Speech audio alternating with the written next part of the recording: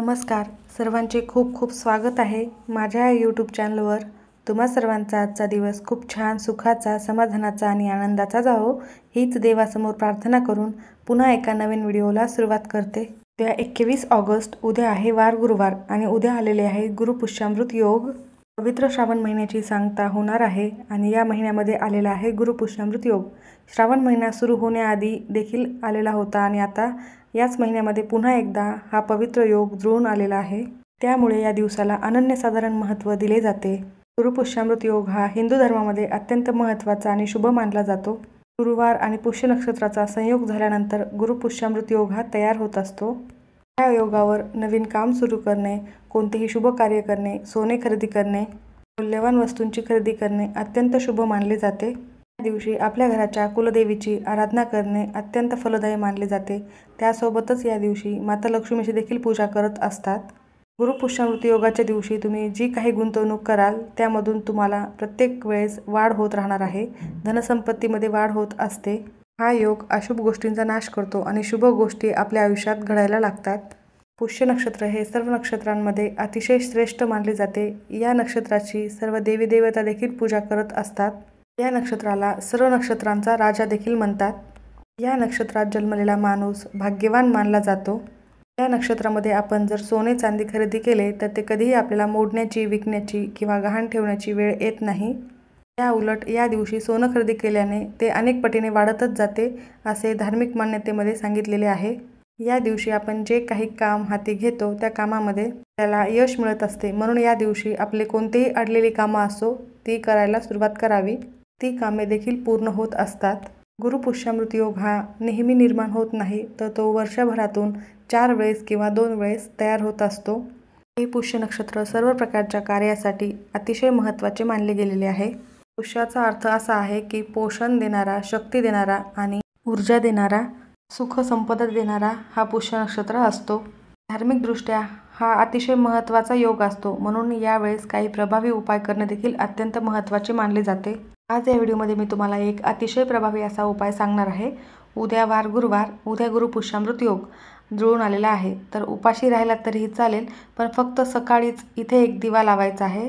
शत्रू तुमच्या घरी येऊन माफी मागतील। फक्त एका दिवसात तुमची इच्छा देखील पूर्ण होणार आहे। तुमचे सर्व कामे मार्गी लागणार आहेत। 7 पिढ्यांचे दारिद्र्य नष्ट होऊन माता लक्ष्मी आपल्यावर प्रसन्न होणार आहे। घराची, मुलाची, पतीची भरभरून प्रगती होईल। तर असा हा दिवा कसा लावायचा आहे, कुठे लावायचा आहे, कोणत्या वेळेत हा उपाय करायचा आहे याबद्दलची संपूर्ण माहिती मी तुम्हाला याच व्हिडिओमध्ये देणार आहे। त्यामुळे व्हिडिओ स्किप न करता शेवटपर्यंत बघा आणि माहिती आवडल्यास नक्की लाईक करा, शेअर करा, सबस्क्राईब नक्की करा आणि बेल आयकॉनला आवर्जून प्रेस करा, ज्यामुळे अशाच प्रकारचे नवनवीन व्हिडिओ तुम्हाला सर्वात लवकर बघायला मिळतील। आता मी तुम्हाला जो उपाय सांगणार आहे तो उपाय आपल्याला उद्या सकाळी करायचा आहे। उद्या आपल्याला सकाळी 12 वाजण्याच्या आत हा एक दिवा आपल्याला एका ठिकाणी लावायचा आहे। आपल्या हिंदू धर्मामध्ये दिव्याला अनन्यसाधारण महत्त्व आहे। प्रत्येक शुभ कार्यामध्ये शुभ कार्य सुरू करण्यापूर्वी दिवा हा प्रज्वलित केला जातो। दिव्याशिवाय कोणतेही शुभ काम, पूजा अपूर्ण असतात। दिव्याला प्रकाश, ज्ञान आणि समृद्धीचे प्रतीक मानले जाते। दिवा हा अंधारावर मात करून प्रकाश देत असतो। तेव्हा अशा विशेष तिथीवर आपण एखाद्या ठिकाणी दिवा लावतो तर दिव्याप्रमाणेच लख सकारात्मक प्रभाव आपल्या आयुष्यामध्ये निर्माण होत असतो। गुरुपुष्यामृत या योगावरती हा दिवा लावल्याने घरामध्ये सकारात्मक वातावरण निर्माण होते। कारण दिव्याला समृद्धीचे प्रतीक मानले जाते। त्यामुळे हा दिवा घरात लावल्याने घरामध्ये सुख समृद्धी येत असते। घरातील दरिद्रता दूर होत असते। घरामध्ये अखंड लक्ष्मीचा वास राहत असतो। दिव्याकडे लक्ष्मी माता आकर्षित होत असते। त्यामुळेच आपण दररोज सकाळ संध्याकाळ देवासमोर दिवा लावत असतो आणि माता लक्ष्मी आपल्या घराकडे आकर्षित होत असते। म्हणून अशा प्रकारे शुभ मुहूर्तावर आपण हा दिवा जर लावला तर आपल्या घरातील 7 पिढ्यांचे दारिद्र्य हे नष्ट होणार आहे। जर तुम्हाला वारंवार आर्थिक अडचणी येत असतील, आलेला पैसा घरामध्ये टिकत नसेल, इतरांकडून तुम्हाला उसने पैसे घेण्याची वेळ येत असेल, कर्ज घेण्याची वेळ येत असेल, तर तुम्ही हा उपाय आवर्जून करावा। त्याचप्रमाणे आपल्या घराच्या आजूबाजूला अशी बरीचशी जळाऊ वृत्तीची लोक राहत असतात, जे आपल्याला तोंडावर गोड बोलतात आणि माघारी आपल्याविषयी सतत वाईट विचार करत असतात। असे शत्रू घरी येऊन माफी मागतील। अशा शत्रू त्रास कमी होण्यासाठी हा दिवा लावणे अत्यंत महत्त्वाचे मानले गेलेले आहे।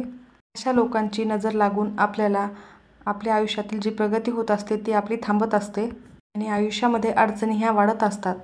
तर तुमच्या आयुष्यात असा एखादा शत्रू असेल, गुपित असो किंवा तुम्हाला नाव माहीत असेल, असा शत्रू त्रास नक्की नष्ट होईल. त्याचबरोबर तुमच्या मनामध्ये एखादी इच्छा आहे, खूप दिवसापासून ती इच्छा अपूर्णच आहे. तुम्ही खूप प्रयत्न करताय, इच्छा तुमची पूर्ण होत येते, परंतु काही कारणास्तव ती अपूर्णच राहत असेल. कधी-कधी आपण इच्छा पूर्ण करण्यासाठी भरपूर कष्ट आणि मेहनत करत असतो, पण आपल्याला नशिबाची साथ मिळत नाही, म्हणून त्या आपल्या इच्छा पूर्ण होत नाहीत. आणि अशा विशेष तिथीवर आपण जर काही असे उपाय केलेत, तर नक्कीच आपल्या नशिबाला साथ मिळते, आपल्या प्रयत्नांना यश मिळते आणि आपल्या इच्छा लवकरात लवकर पूर्ण होत असतात. गुरुपुष्य योगावरती आपण जो काही उपाय केला तर तो आपला 100% फलदायी ठरत असतो. हा उपाय करण्यासाठी उद्या सकाळी तुम्हाला लवकर उठायचे आहे. अंघोळीच्या पाण्यामध्ये तुम्हाला थोडेसे गंगाजल आणि चिमूटभर हळद टाकून स्नान करायचे आहे. यामुळे तुमचे शरीर शुद्ध आणि पवित्र होत असते आणि या पवित्रतेने तुम्ही उपाय केल्यास ते जास्त पटीने फलदायी ठरत असतात. त्यामधील सर्व नकारात्मकता, सर्व दोष हे दूर होत असतात. त्यानंतर देवघरातील देवांची विधिवत पूजा करून घ्यायची आहे. त्या दिवशी भगवान विष्णूंची, माता लक्ष्मीची, कुबेर देवतांची पूजा केली जाते. त्यामुळे आपल्या घरामध्ये वर्षभर अखंड लक्ष्मी वास करत असते. धूप दीप लावून तुम्हाला वातावरण प्रसन्न करायचे आहे व त्यानंतर हा उपाय करायचा आहे. उपाय करण्यासाठी तुम्हाला एक मातीची पंती घ्यायची आहे. त्यामध्ये दुहेरी कापसाची वात लावायची आहे आणि शुद्ध गाईचे तूप टाकायचे आहे. त्यानंतर एक प्लेट घ्यायची आहे. प्लेटमध्ये तुम्हाला मूठभर तांदूळ टाकायचे आहेत. त्या तांदूळावरती हा दिवा तुम्हाला ठेवायचा आहे. त्यानंतर एका वाटीमध्ये एक गुळाचा खडा घ्यायचा आहे. त्यामध्ये थोडीशी चणा डाळ देखील घ्यायची आहे आणि एका कलशामध्ये शुद्ध पिण्याची पाणी घ्यायची आहेत. त्या पाण्यामध्ये तुम्हाला गाईचं कच्चं दूध आणि चिमूटभर हळद टाकायची आहे. त्यासोबतच हळद, कुंकू, फुले, अक्षता घ्यायच्या आहेत आणि या सर्व वस्तू घेऊन तुम्हाला औदुंबराच्या वृक्षाजवळ जायचे आहे. त्याला आपण उंबराचे झाड असे देखील म्हणतो. जेव्हा गुरुपुष्यामृत योग तयार होतो तेव्हा या योगावर तुम्हाला उंबराची पूजा करणे अत्यंत शुभ मानले जाते. याला विशेष महत्त्व दिलं जातं कारण गुरुवार हा गुरुग्रहाशी संबंधित आहे आणि या वृक्षामध्ये साक्षात आपले दत्तगुरू वास करत असतात. आणि हा औदुंबराचा म्हणजेच उंबराचा वृक्ष हा शुक्र ग्रहाशी संबंधित मानला जातो आणि शुक्र ग्रह हा धनाशी संबंधित असतो.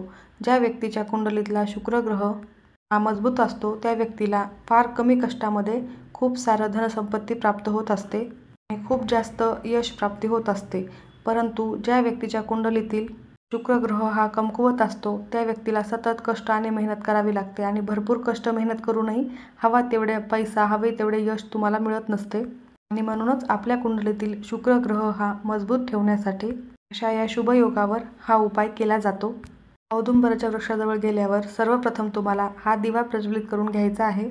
त्यानंतर ते जल तुम्हाला वृक्षाच्या मुळापाशी अर्पण करायचे आहे. हळद, कुंकू, अक्षता, फुले अर्पण करून घ्यायचे आहेत. जे आपण चणा डाळ आणि गूळ आणलेला आहे तो त्या वृक्षाच्या मुळाशी अर्पण करायचा आहे. त्यानंतर 11 प्रदक्षिणा करायच्या आहेत. प्रदक्षिणा करत असताना हा मंत्र जप करायचा आहे. श्री गुरुदेव दत्त, श्री गुरुदेव दत्त किंवा दिगंबरा दिगंबरा, श्रीपाद वल्लभ दिगंबरा या मंत्राचा देखील जप करू शकता. त्यानंतर दोन्ही हात जोडून तुमच्या आयुष्यातील सर्व समस्या दूर होण्यासाठी प्रार्थना करायची आहे. त्यानंतर त्या झाडाचे एक छोटीशी मुळी काढून घरी आणायची आहे. स्वच्छ धुवून काढायची आहे आणि एका लाल रंगाच्या कपड्यामध्ये बांधून आपल्या देवघरामध्ये ठेवायचे आहे. त्याला हळद, कुंकू, अक्षता, फुले अर्पण करायचे आहेत. आणि अशा पद्धतीने विधिवत पूजा केल्यानंतर त्याला मनोभावे नमस्कार करायचा आहे. यामुळे तुमच्या घरामध्ये लक्ष्मी कायम टिकून राहील. घरातील गरिबी, दरिद्रता ही दूर होईल. तसं तुम्हाला एखाद्या शत्रूचा त्रास होत असेल तर तो देखील संपून जाईल आणि तुमची इच्छा लवकरात लवकर पूर्ण होईल. तर ही मुळी तुम्हाला घरामध्ये, देवघरामध्ये किती दिवस ठेवायची आहे? तुम्ही कायमस्वरूपी तुमच्या देवघरामध्ये ठेवू शकता. जोपर्यंत ही मुळी तुमच्या देवघरामध्ये आहे त्यामुळे तुमच्या कुटुंबावर कोणत्याही समस्या, कोणत्याही अडचणी येणार नाहीत. त्याप्रमाणे दररोज तुम्ही तुमच्या देवघरातील देवांची पूजा करता त्याप्रमाणेच त्या मुळीची देखील पूजा करायची आहे. दररोज धूप दीप ओवाळून घ्यायचा आहे. दररोज त्याची विधिवत पूजा करायची आहे आपल्या देवघरातील देवांच्या सोबतच. अशा पद्धतीने अगदी साधा सोपा उपाय तुम्हाला उद्या गुरुपुष्यामृत योगाच्या दिवशी करायचा आहे. सर्वांचे खूप खूप धन्यवाद.